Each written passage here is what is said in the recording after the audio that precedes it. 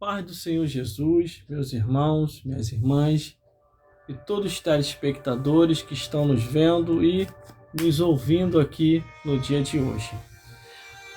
Abra sua Bíblia no livro de Eclesiastes, capítulo 12, do versículo 7 em diante, nós vamos ler a palavra de Deus. A leitura vai ser um pouco extensa, mas faz a necessidade para uma compreensão espiritual. E diz assim a palavra do Senhor: E o pó volta à terra como era, e o espírito volta a Deus que o deu. Vaidade de vaidade, diz o pregador, tudo é vaidade. E quanto mais sábio foi o pregador, tanto mais sabedoria ao povo ensinou. Atentou e esquadrinhou, e compôs muitos provérbios. Procurou o pregador achar palavras agradáveis, e o escritor a retidão, palavras de verdade. A palavra dos sábios são como agrilhões, e como os pregos bem fixados pelos mestres da congregação, que nos foram dados pelo único pastor. E de mais disso, filho meu, atenta, não há limite para se fazer livros, e o muito estudar é enfado e da carne. E de tudo que tem ouvido, o fim é temer a Deus e guardar os seus mandamentos, porque é o dever de todo homem, porque Deus há de trazer a juízo toda obra, até o que está encoberto, quer seja bom, quer seja mal.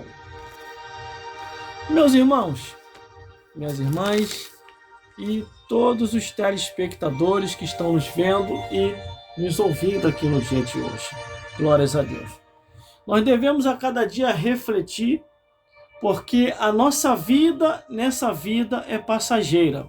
Hoje estamos aqui, amanhã ou daqui a pouco podemos estar do outro lado da vida.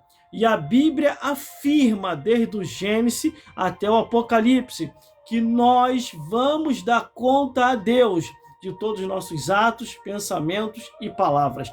Na própria Bíblia Sagrada, no livro do Apocalipse, diz que, Apocalipse capítulo 20, do versículo 11 ao 15, diz e que serão julgados grandes e pequenos diante do trono. Eclesiastes capítulo 3, versículo 15 diz assim, Deus pede conta do tempo que passou. Isaías capítulo 57, versículo 4 diz assim: de que fazia o vosso passatempo? E no livro de Salmos 101, do versículo 6 ao 8, e os olhos de Deus tudo vê. E Apocalipse capítulo 20, versículo 11 ao 15, e cada um foi julgado segundo as suas obras.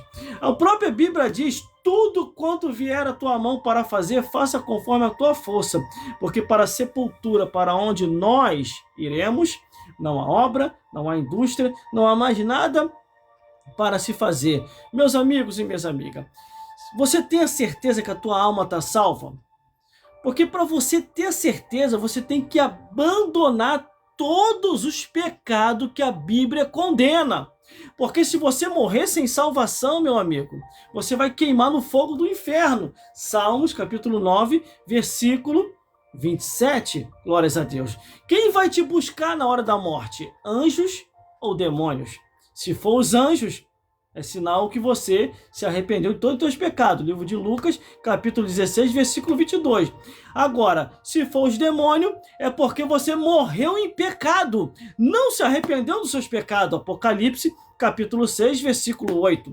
Por isso que você precisa meditar na palavra de Deus e se converter enquanto é tempo.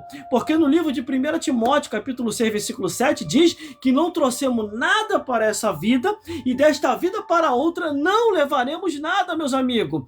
Desperta enquanto é tempo. Sabe por causa de quê? Para que Deus venha ser feliz olhando para você no dia da sua morte. Salmos 116, versículo 15. Preciosa à vista do Senhor a morte dos seus santos. Sabe por causa de quê, meus irmãos?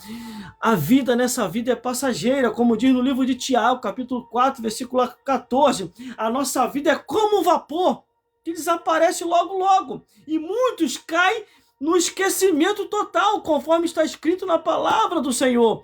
Por isso, meus amigos e minhas amigas, aceite a Jesus para você poder morar nos céus. Aceite a Jesus e obedeça